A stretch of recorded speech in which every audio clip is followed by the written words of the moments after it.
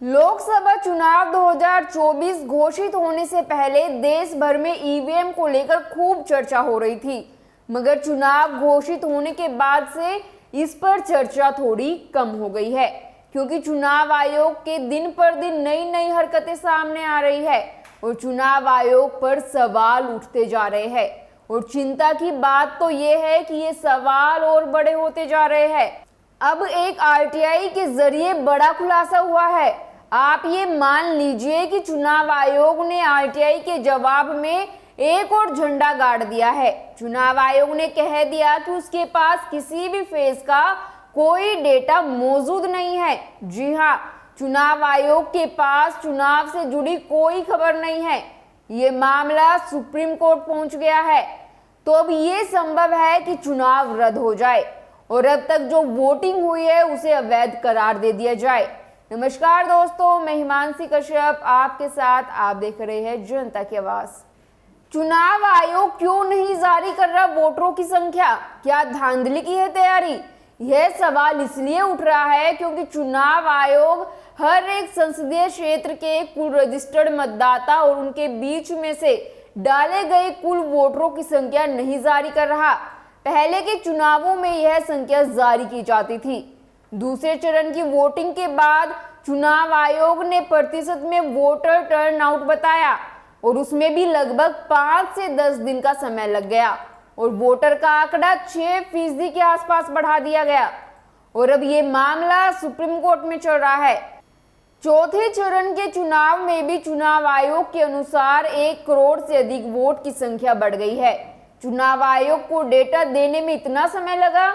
जो काम पहले 48 घंटे में हो जाया करता था, उसमें अब इतना टाइम क्यों लग रहा है? जब डिजिटल इंडिया, न्यू इंडिया है, तब भी इतना वक्त क्यों लग रहा है?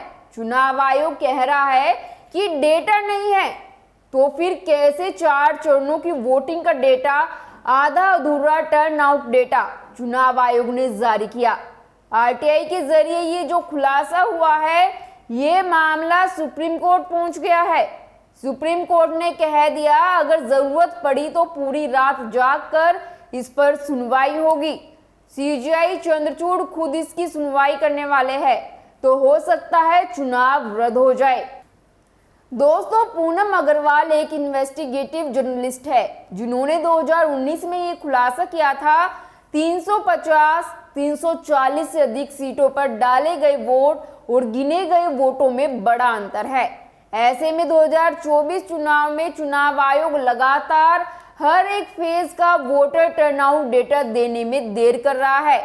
तो पूनम अग्रवाल ने एक आरटीआई फाइल की, जहां उन्होंने 4 चरणों में कितनी वोटिंग हुई उसकी पूरी डिटेल साझा करने के लिए चुनाव आयोग से कहा।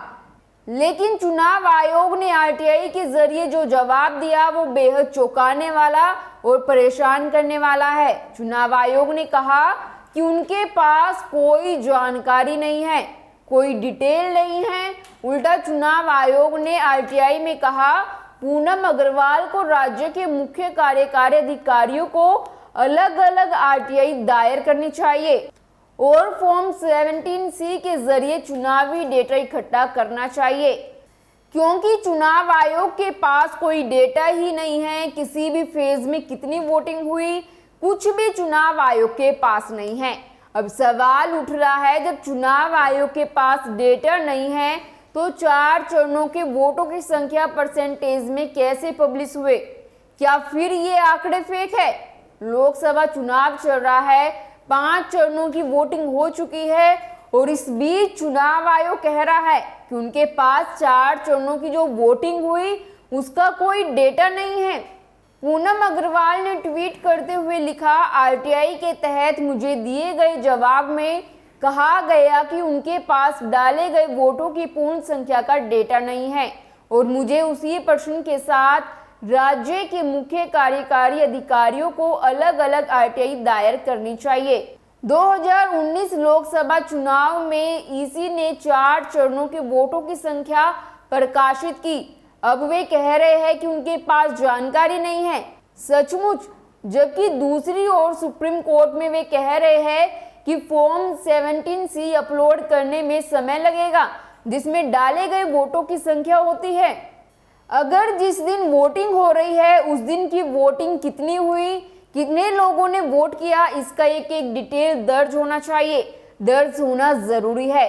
कभी काउंटिंग के दिन एक भी वोट इधर उधर होता है तो पता लग जाता है, लेकिन अगर वोटिंग के दिन का डेटा ही गायब कर दिया जाए, एकदम पूरी तरह से उसे पब्लिक डोमेन से हटा दिया जाए, तो काउंटिंग के दिन क्या खेला होगा उसका कोई अंदाजा नहीं लगा सकता। चुनाव आयोग वोटों की गिनती को बढ़ा सकता है, घटा सकता है और किसी को पता तक नहीं चल पाएगा। सवाल यही उठता है कि 1 जून को आखिरी चरण की वोटिंग है। अगर 1 जून के बाद चुनाव आयोग कहता है कि मुझे डेटा कलेक्ट करने में वक्त लगेगा 10 दिन का और, तो 4 जून को नतीजे कैसे आएंगे? खैर, आपकी इस पर क्या राय है हमें कमेंट कर जरूर बताएं और बाकी खबरों के लिए देखते रहिए जनता की आवाज। इस वीडियो को लाइक करें, शेयर करें और अगर पहली बार जनता की आवाज न्यूज चैनल को देख रहे हैं तो चैनल को सब्सक्राइब भी करें और घंटी जरूर बजाएं, चैनल की भी और सरकार की भी। आज की नेशनल मीडिया के मुकाबले में जनता का साथ दीजिए और उसकी ताकत बनिए, जनता की आवाज बनिए और हो सके तो इसके लिए चैनल को ज्वाइन भी करें।